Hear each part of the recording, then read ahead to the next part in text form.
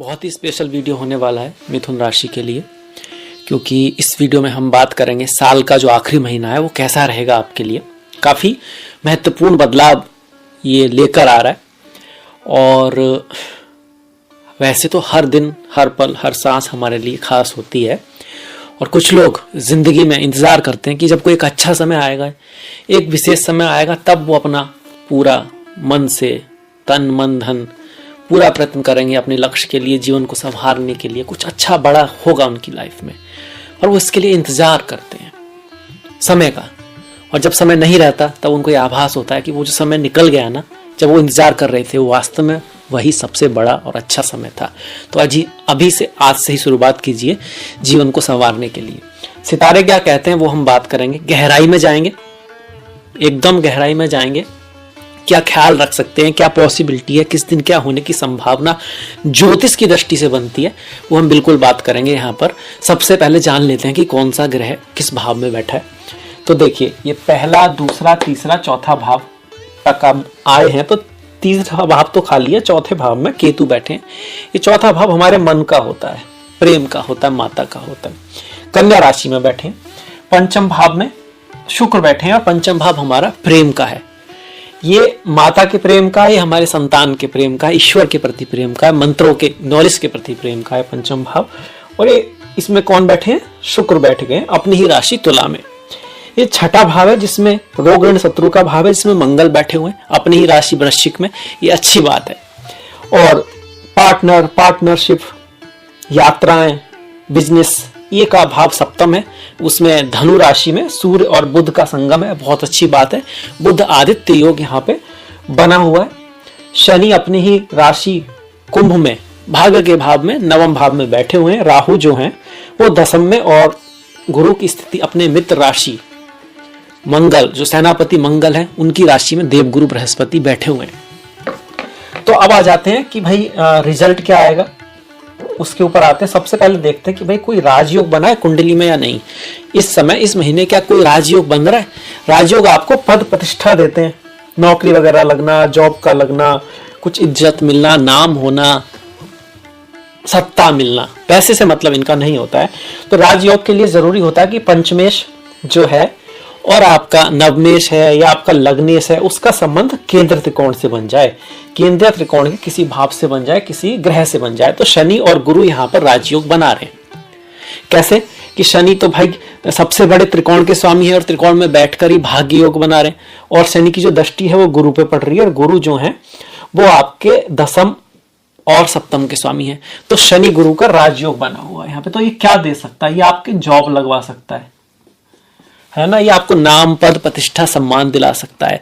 आप किसी तरह से ये कह सकते हैं यहाँ पर कि भाई जॉब में जो लोग हैं, जो अपना जो काम कर रहे हैं, और जो लोग बिजनेस में भी हैं, उनके लिए समय अच्छा है। ये जो महीना है गोचर की दृष्टि से मिथुन राशि वालों के लिए, काम के लिए, जॉब के लिए, बिजनेस के लिए अच्छा है। अब इसमें भी इसका रिजल्ट कब मिल सकता है, कौन सी तारीखों में इसका प्रभाव बढ़ेगा? तो देखिए, दूसरी जो तारीख है बहुत अच्छी है, पहली और दूसरी तारीख ये काफी शुभ तारीखें हैं बिजनेस, जॉब के, काम के हिसाब से। इसी तरह से 10 और 11 तारीख बहुत अच्छी है।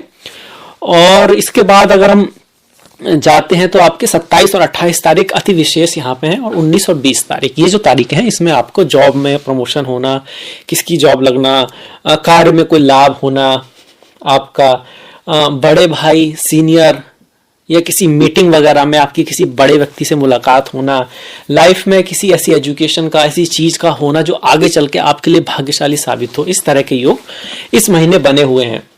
इसके अलावा ये क्या करेगा? गुरु और शनि का जो राजयोग बन रहा है वो क्या करेगा? देखिए, शनि की दृष्टि गुरु पर पड़ती है, तो गुरु आपके नवम, गुरु जो है आपके, माफ कीजिएगा, नवम राशि पर सप्तम भाव और दसम भाव के स्वामी है, और उस पर भाग्य की दृष्टि पड़ रही है। तो आपके बिजनेस में, पार्टनरशिप में आपका भाग्य साथ देगा, आपके पार्टनर्स को लाभ रहेगा, आपको पार्टनर से लाभ होगा। ऐसे में आपकी जिंदगी में कोई आता है, शादी विवाह किसी का होता है, तो जो गोचर चल रहे हैं वो तो ऐसे ही चल रहे हैं कि उससे आपका लाभ होने हो सकता है। शादी का मुहूर्त इस महीने 6, 7, 9 और 15 तारीख को रहेगा। ये तारीखें शुभ हैं। अब शादी का मतलब सिर्फ शादी ही नहीं है, किसी के साथ कॉन्ट्रैक्ट में आना, बिजनेस कॉन्ट्रैक्ट में आना, किसी के साथ एक वादा करना कि भाई हम दोनों साथ मिलके कुछ बड़ा करने वाले हैं, कुछ अच्छा करने वाले हैं एक दूसरे के लिए, वो उसको हम शादी बोलते हैं, उसको हम विवाह बोलते हैं एक तरह से। तो वो गोचर बना हुआ है, विवाह का गोचर तो ये है ही है। इसके बाद बिजनेस के लिए भी ये जो मैंने डाइट्स बताई वो अच्छी होगी, पर बिजनेस में एक चीज का ध्यान रखना होगा 16 तारीख के बाद, गुस्से का, क्रोध का, ईगो का। ईगो मतलब मैंने जो कहा, ये नहीं कि सही है या नहीं है, मैंने कहा है तो सही होना चाहिए। मैं भाव सभी के अंदर होता है, प्रकृति में ही है। जब तक आप इस मिट्टी से बने हुए शरीर में हैं, मिट्टी बोलते हैं ना बाद में जब मृत्यु हो जाती है तो मिट्टी उठा लो, मिट्टी है, या बॉडी बोलते हैं, व्यक्ति नहीं बोलते हैं, क्योंकि व्यक्ति तो उसके अंदर जो ईश्वर तत्व है जो सभी के अंदर सेम ही है, वो वही व्यक्ति है। आप ये भी कह सकते हो हम ब्रह्मास्मि, पर उसको मिट्टी बोलते हैं। तो जो ईगो आता है कि मैं अगर आपके रिश्तों में आएगा, बिजनेस में आएगा तो गड़बड़ हो सकती है। मैं का टकराव यहाँ पे दिखा रहा है सूर्य की वजह से, और सूर्य जो है तृतीय भाव के स्वामी है, सप्तम में आ रहे हैं। तो बस थोड़ा सा आप कह सकते हो कि आपको जहां सही है वहां सही चीज की तरफ जाना, ये नहीं कि भाई हो सकता है आपका पार्टनर ही सही हो, वहां पर आपका उसका पॉइंट ऑफ व्यू भी देखना है। थोड़ा सा ईगो से आपको बचना है 16 तारीख के बाद, तो रिश्तों में और बिजनेस में आपके लिए बढ़िया रहेगा, अच्छा रहेगा। तृतीयश का सप्तम में आना ये कहीं ना कहीं प्रयास दिखा रहा है, रिश्तों को बनाने में, बिजनेस में प्रयास, एक हार्डवर्क, एक मेहनत तो करनी पड़ेगी, पर रिजल्ट आपका अच्छा आएगा, ये इस चीज को दिखा रहा है। 16 तारीख से पहले रिश्तों के मामले में महीना थोड़ा ज्यादा अच्छा है, मतलब प्रेम बढ़ने वाला है। जो शादीशुदा व्यक्ति हैं उनके रिश्तों में भी बेहतर रहेगा। बिजनेस के लिए वैसे तो पूरा ही महीना ठीक है, पर पहले 16 दिन ज्यादा बेहतर है। उसमें भी खासकर बिजनेस को अगर ध्यान में लेके हम रहें कि भाई लाभ वगैरह कब हो सकता है पार्टनरशिप में, बिजनेस में, तो उसके लिए हम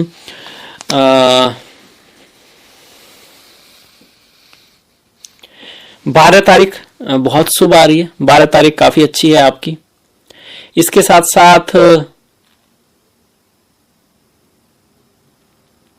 29 तारीख बहुत शुभ है, 29 तारीख आपकी बहुत शुभ आ रही है, और 20 तारीख जो है वो भी बहुत शुभ है। तो ये जो तारीखें आ रही हैं काफी अच्छी हैं। इन दिनों आपको बिजनेस आदि में लाभ हो सकता है। अगर कोई आप अपना काम कर रहे हैं, बिजनेस है आपका, पार्टनरशिप में आपका किसी के साथ काम है, तो ये तारीखें आपके लिए शुभ रहेंगी। प्रेम के हिसाब से महीना बहुत बढ़िया है। प्रेम आपस में प्रेम बढ़ने वाला है। जो लोग सिंगल हैं उनकी लाइफ में कुछ आ सकता है। स्टॉक मार्केट की में भी आपको लाभ हो सकता है। अगर आप डिजाइन, क्रिएटिविटी, आप मीडिया, फिल्म इंडस्ट्री, मेडिसिन से जुड़े हुए हैं, शुक्र जो है, क्योंकि शुक्र अपनी राशि में बैठकर यहाँ पर छत्र नाम का लक्ष्मी योग भी बना रहे हैं, राजयोग भी बना रहे हैं, बहुत खूबसूरत योग बना रहे हैं। और ये भाव प्रेम का है, ये भाव स्टॉक मार्केट का भी है, ये भाव संतान का भी है, संतान बहुत बढ़िया करने वाली है, ये भाव पढ़ाई लिखाई का भी है, वो है। अगर आपकी स्पिरिचुअलिटी, अध्यात्म में रुचि है तो पंचम भाव आपका उस चीज के लिए भी अच्छा माना जाता है। मतलब आप किसी के अंडर गुरु से कुछ मंत्र लेना चाहते हैं, आपको रुचि है इन चीजों में, आप ज्योतिष सीखना चाहते हैं, उसमें भी पंचम भाव बहुत बढ़िया है।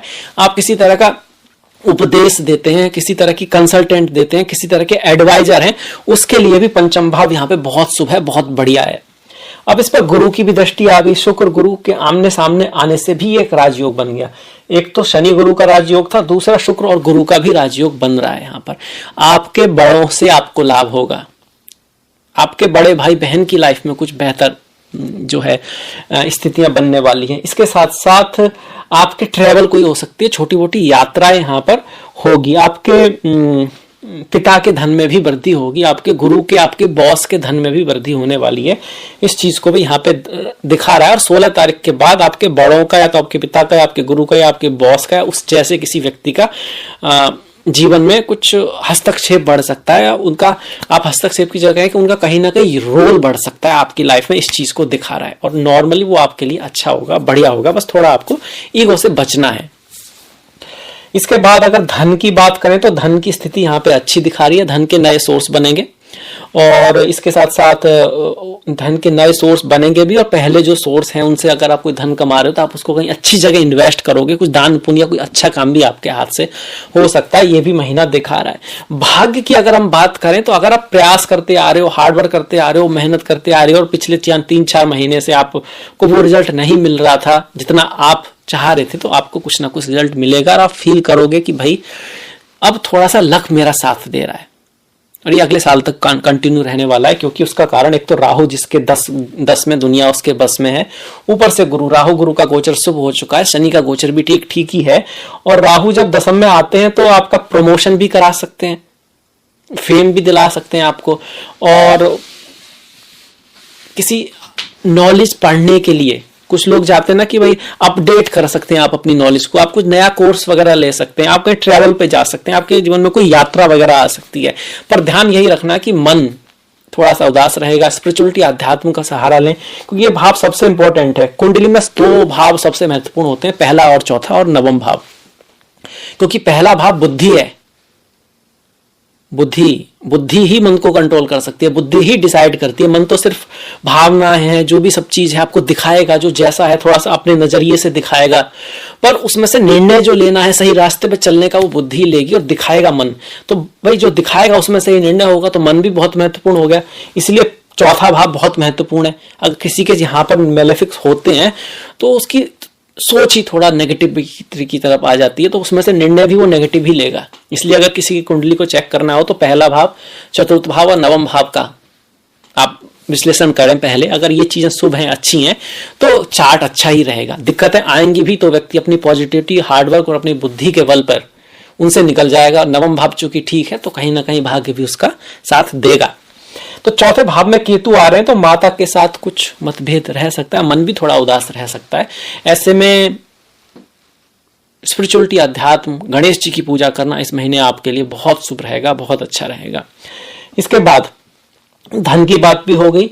माता पिता की बात करें तो पिता के लिए और माता के लिए दोनों से ही आपको थोड़ा सा बना के तो रखना है, खासकर पिता के लिए।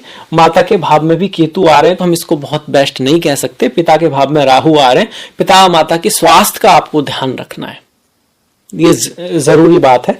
चेंज ऑफ प्लेस की पॉसिबिलिटी यहाँ पे बनती है, यात्रा यहाँ पे हो सकती है। अगर आप घर वगैरह, जमीन वगैरह के लिए प्रयास कर रहे थे तो घर जमीन की पॉसिबिलिटी यहाँ पर मंगल केतु बना रहे, और ऐसे में प्रॉपर्टी से संबंधित अगर आपका कोई काम है तो आप उसको 2, 3, 12, 13, 21, 26, 27, 31 तारीख को कर सकते हैं। ये इसके लिए शुभ तारीखें हैं। गृह प्रवेश वगैरह करना है आपको तो उसके लिए 8, 15 और 21 तारीखें काफी शुभ हैं। संतान के लिए जैसे मैंने बताया कि बहुत बढ़िया शुभ महीना है, बहुत अच्छा महीना है। इस समय जो बच्चे बच्चियां जन्म लेंगे बहुत बुद्धिमान, क्रिएटिव, इंटेलिजेंट होंगे और उनके जीवन में चीजें आसानी से भी हो पाएंगी। और किसी का अगर नामकरण करना है या तो उसके लिए 1, 7, 8, 10, 15, 17, 18, 20, 21, 22, 24, 28, 29 तारीखें बहुत शुभ हैं। पहली बार खाना खिलाने के लिए इसको अन्नप्राशन मुहूर्त कहते हैं, उसके लिए 1, 7, 15, 18, 21, 20, 28, 29 तारीखें बहुत अच्छी कही जा सकती हैं। शिक्षा के लिए भी बहुत बड़ा महीना है, शिक्षा के लिए भी बहुत अच्छा महीना है। और किसी चीज की आपको प्रारंभ करना ना, कोई कोर्स लेना है, कोई एजुकेशन, किसी बुक को आपको नाम देना है, कुछ अपना इस तरह से कोई चीज ना बनानी है अपने नाम से, तो उसके लिए भी आप 1, 7, 8, 10, 15, 17, 18, 20, 21, 22, 24, 28, 29 तारीखों को यूज कर सकते हैं। अब इसके बाद बढ़ जाते हैं स्वास्थ्य की दृष्टि से। देखिए, स्वास्थ्य की दृष्टि से आप बहुत दूसरों को महत्व देने वाले हैं, थोड़ा सा महत्व अपने आप को भी देना है। मतलब दूसरों की बातों की वजह से आपका मन काफी व्यथित सा रह सकता है। मतलब बहुत कुछ डिपेंड करेगा आपके सुख दुख की, भाई दूसरे उसको कैसा रेस्पॉन्स दे रहे हैं, दुनिया उसको किस तरह से ले रही है। तो यहाँ ये थोड़ा सा रखना होगा कि जो लोग बहुत ऊपर जाते हैं, जिनके लक्ष्य बहुत बड़े होते हैं ना, वो इस बात को ज्यादा नहीं सोचते हैं कि दुनिया क्या सोच रही है, लोग क्या कहेंगे। अपनी तरफ से अगर सही है तो उस पर उनका फोकस ज्यादा रहता है। क्योंकि बड़े लोग या महान लोग या जो भी लोग ऊपर गए, उन्होंने किसी को दिखाने के लिए कुछ नहीं किया है, उन्होंने तो बस वही पालन किया है जो उनके मन बुद्धि ने स्वीकार किया जो सही है, और उस रास्ते पे चले गए वो। और फिर लोग उनकी देखा देखी करते हैं, वो किसी की देखा देखी ज्यादा करते नहीं है। तो इस चीज का ध्यान रखना। अगर इस सब का ध्यान रखते हैं तो स्वास्थ्य के लिए महीना ठीक ही है। सप्तम भाव में राशि का स्वामी जा रहा है तो हम इसको ये नहीं कह सकते बहुत बढ़िया है। स्वास्थ्य की दृष्टि से थोड़ा सा ध्यान तो आपको रखना होगा, थोड़ा योगा वगैरह करते रहें, ध्यान वगैरह करते रहें, और थोड़ा सा अपने ऊपर ध्यान दें, डाइट का ध्यान रखें, खाने और खाना पीना, आपका विश्राम वगैरह आप जरूर करें। मतलब काम के साथ साथ एक बैलेंस बना के रखें। कहीं ऑफिस वगैरह में काम करते हैं तो हर घंटे थोड़ा सा टहल लें, पानी वगैरह पीते रहें, क्योंकि सप्तम भाव में अगर बुध जाते तो किडनी वगैरह की दिक्कत अगर आपको है तो वो बढ़ सकती है। इस चीज का हम ध्यान रखें। सूर्य बुध का योग सप्तम भाव में बिजनेसमैन जो है उनके लिए बढ़िया है। आपको कोई ऐसी डील मिल सकती है जो आपका नाम बढ़ाए, फेम बढ़ाए, और ये खासकर 16 तारीख के बाद ज्यादा हो सकता है। इस चीज की पॉसिबिलिटी 16 के बाद और भी ज्यादा बन रही है। इसको निपुण योग भी बोलते हैं, बुधादित्य योग बोलते हैं, निपुण योग भी बोलते हैं। मतलब जो संतान बच्चे पैदा होने वाले हैं इस समय पर वो काफी बुद्धिमान होंगे, बिजनेस के मामले में उनकी जो पकड़ होगी वो काफी अच्छी होगी। और ये जो यहाँ पर योग बना हुआ है इसको छत्र योग बोलते हैं। छत्र योग पंचमेश, पंचम भाव में ही बैठा है, अपनी राशि में बैठा है, बहुत ही अच्छी ये स्थिति है। कोई विपरीत राजयोग की बात करें तो कोई विपरीत राजयोग यहाँ पर नहीं बन रहा है। मंगल, माफ कीजिएगा, मंगल हर्ष नाम का विपरीत राजयोग जरूर बना रहे, विपरीत राजयोग जो आपको किसी कोर्ट केस वगैरह में भी जिता सकता है। अगर आपका किसी लड़ाई वगैरह चल रही है, कोई कंपटीशन है और आपने मेहनत की है तो रिजल्ट आपका बहुत बढ़िया आएगा। उसको और बढ़ाने के लिए आप पवन सुत हनुमान की पूजा कीजिए, सुंदरकांड का पाठ कीजिए, तो सेनापति मंगल भी आपको शुभ फल देंगे। वहीं जो दंडनायक शनि महाराज हैं वो भाग्य के भाव में बैठे हुए, अपनी ही राशि में बैठ के ये कहते हैं कि मैं भाग्य तो आपका साथ देगा, मैं आपके साथ हूं, पर मेरे गुणों को अपनाओ। क्या? साफ सफाई का ध्यान रखो, प्लानिंग बनाओ। आपको पता होना चाहिए इस हफ्ते, अगले हफ्ते, उससे अगले हफ्ते आपका क्या प्लान है, क्या आप करने वाले हो जिंदगी में। नौकरी में अगर आपका कोई एक रूटीन बना हुआ तो उसके अलावा आपको कुछ ना कुछ ऐसा जरूर करना है, कुछ ना कुछ सीखना जरूर है। अपने कोई भाषा सीख रहे हो, एक्सरसाइज ही कर रहे हो, फिजिकल, कुछ ना कुछ चलते रहना चाहिए, कुछ ना कुछ प्रोग्रेस चलनी चाहिए। और इसके साथ साथ सेवा भी चलनी चाहिए। भाग्य में सेवा आई है, शनि आए हैं, तो गरीब लोग हैं, आपसे कमजोर लोग हैं, उनके लिए कुछ करना है। ज्यादा समय नहीं है तो अपने परिवार में ही कोई ना कोई ऐसा वृद्ध व्यक्ति है या कोई तो ऐसा होगा जिसको हेल्प की आवश्यकता है, सुबह शाम उसकी हेल्प, उसका ध्यान जरूर रखें। आपके पिता, दादा, नानी, आसपास कुछ भी ऐसे व्यक्ति जो आदरणीय व्यक्ति हैं, एज्ड व्यक्ति हैं, उनका जो कमजोर हैं, गरीब हैं, अछूत हैं। अछूत का मतलब जिनको दुनिया ने छोड़ दिया है, कोई जात पात की बात नहीं है। मतलब लोग जब गरीब होते हैं तो लोग उनसे कम कांटेक्ट कर ही लेते हैं, हो ही जाता है। तो उस सेंस में जो इस तरह के लोग हैं जिनसे लोग बचने की कोशिश करें, आप उनकी थोड़ी सी हेल्प कर दो, वो भी बिना किसी इच्छा के, निष्काम काम करो। इसका मतलब ये नहीं है कि आपको कई बार इसका लोग मतलब समझ लेते हैं कोई प्लानिंग नहीं करनी है आपको। इसका मतलब यही है कि आपका पूरा ध्यान अपने कर्म पर है। आप कारुणावश किसी की अगर हेल्प कर रहे हैं तो ये नहीं सोच रहे अब इससे मेरे को ना पुण्य होने वाला है, क्योंकि अगर आप ऐसा कर रहे हैं तो वो फिर सकाम कर्म हो गया, उसका रिजल्ट आपको मिल सकता है, पर ये सबसे ग्रेट कर्म नहीं है, आपको बांधता है। और जंजीरें तो बुरी होती हैं, सोने की हो या लोहे की। और जब आप निष्काम काम करते हो मतलब आप पूरा ध्यान लगा रहे हो, आपकी पूरी प्लानिंग है, आपका पूरा गोल भी है, पर अगर वो ना भी मिले तो आप उससे परेशान नहीं होने वाले। आप समझते हो कि होता है, लाइफ में चलता है, और कुछ नहीं होगा तो शिक्षा मिलेगी, तजुर्बा मिलेगा, जिसको मैं आगे जाके यूज करूंगा। तो अब इसके बाद बढ़ जाते हैं त्योहारों की तरफ। त्योहार बहुत महत्वपूर्ण है। त्योहार हमारी जड़ों की तरह है, हमारी पहचान की तरह है। जब आप किसी अदर कंट्री, अदर कल्चर के व्यक्ति से मिलते हो तो आप कैसे उसको जानते हो, उसके घर जाते हो तो उसकी तस्वीरों पे आप ध्यान दोगे, उसके घर में क्या, वहां पर उस कंट्री में क्या त्योहार हो रहे हैं, क्या रहन सहन है, क्या उनकी, उससे उनकी एक पहचान बनती है। उससे ही आप पता भी कर पाओगे कि ये भाई यहाँ पर ये खासियत है इस जगह की, इन लोगों की, तो वो आपके त्योहार है जो आपके बारे में बताते हैं। और इससे पहले थोड़ा सा मुहूर्त मैंने पहले बता ही दिया, नामकरण भी बता दिया। कर्ण भेद, कान भिदवाने के लिए जो हम मुहूर्त निकालते हैं वो 1, 2, 7, 8, 9, 17, 21, 22, 28, 29। और ओवरऑल अगर कोई काम करना है इनके अलावा तो इस महीने में जो अच्छी तारीखें हैं वो 1, 6, 9, 11, 15, 16, 19, 21, 22, 25, 28, खास करके 25, 28 और 21 तारीखें काफी शुभ हैं। अब जाते हैं त्योहारों की तरफ। देखिए, नई साल आ रही है तो आप सभी को नई साल बहुत मुबारक हो, बहुत ही ज्यादा आपको शुभकामनाएं कि ये साल आपके जीवन में बहुत बढ़िया अवसर लेकर आए और आप भी बहुत सारा प्रयास करें। और क्रिसमस भी आप सभी को मैरी क्रिसमस हो। अब त्योहारों के बाद हम व्रत की बात करें तो मार्गशीर्ष की अमावस्या 12 तारीख को है, प्रदोष व्रत आपका 10 और 24 तारीख को है, संडे के दिन। शिवरात्रि जो है 11 तारीख की। चिदानंद रूपा शिवोहम शिवोहम। मन बुद्धि अहंकार चित्तानी, ना हम, ना मैं मन हूं, ना बुद्धि हूं, ना अहंकार हूं, ना चित्त हूं। मन आप समझ गए, जिससे हम दुनिया को देखते हैं। बुद्धि जो डिसाइड करती है, जो निर्णय लेती है, सही उस पर टिकती भी है ना, उसमें मन भी हेल्प करता है आपका संकल्प लेने में। चित्त सारी जो इंफॉर्मेशन है आपकी, हम युद्ध करते हैं ना, चित्त चोर और ये सब, चित्त लगा रहता है भक्तों का अपने प्रभु में। तो चित्त आपकी जो मेमोरी में, ध्यान में, बस वो जो रहता है, जो अवचेतन में रहता है, वो भी चित्त है। अहंकार, अहम भावना। अहंकार सभी में होता है, जब तक इस बॉडी में है आपको अहंकार है, पर यह ज्ञान है कि वो जो अहंकार भी है वो ईश्वर ही है, आप नहीं हो। ये पंच तत्व ही, पंच इंद्रियां, ज्ञानेन्द्रियां, ये जो है एक दूसरे में, उनका ही सब खेल है। और उस खेल भी कहां से आया? ईश्वर से आया है। ये समझ कि सिर्फ मैं कुछ स्पेशल हूं, बस ये थोड़ा अहंकार है। इसकी समझ कि ये व्यक्तिगत कुछ मेरे साथ ही स्पेशल हो रहा है, ये थोड़ा अहंकार है। जो ज्ञान समझने लगता है बस वही मोक्ष है, वहीं से मुक्ति की शुरुआत हो जाती है। खैर, शिवरात्रि हो गई, पूर्णिमा 26 तारीख की है और उत्पन्ना और मोक्षदा जो एकादशी है उनमें से उत्पन्ना जो है वो 8 की है, मोक्षदा जो है वो 22 की है और ये शुक्रवार के दिन पड़ रही है। संकष्टी 30 तारीख की है, धनु संक्रांति जो है वो 16 तारीख की है। मतलब 16 तारीख को सूर्य का परिवर्तन होगा। तो सूर्य 16 से पहले यहां रहेंगे, जिसके रिजल्ट के बारे में हम बात कर चुके हैं पहले महीने भी, पर फिर भी हम कह सकते हैं कि 16 तारीख से पहले भी सूर्य का गोचर अच्छा ही है। सूर्य मंगल योग बनना, थोड़ा गुस्से का ध्यान रखें बस। उसके बाद सूर्य सप्तम में आ चुके हैं जिसकी हमने बात की। तो अब इसके साथ मैं वीडियो समाप्त करता हूं। मुझे आशा है कि आपको पसंद आया होगा, अच्छा लगा होगा और इसे आप जीवन में उतारेंगे और इससे आपका लाभ भी अवश्य होगा। अगर आपको पसंद आया तो लाइक कर सकते हैं, डिस्क्रिप्शन में कुछ कहना चाहें तो कह सकते हैं। अगर आपने अभी तक सब्सक्राइब नहीं किया है तो सब्सक्रिप्शन कर सकते हैं। अगर आपको ज्योतिष में रुचि है, ज्योतिष में आपको वीडियो पर देखना पसंद है तो बिल्कुल कीजिएगा और नेक्स्ट वीडियो में फिर आपसे मुलाकात होगी। तब तक के लिए आप अपना ख्याल रखें, अपनों का ख्याल रखें, सभी का ख्याल रखें, कुछ ना कुछ अच्छा देखते रहें, क्योंकि जो हम देखेंगे सुनेंगे वही हम करेंगे भी, तो इसलिए करते जरूर रहें क्योंकि संसार कर्म प्रधान है।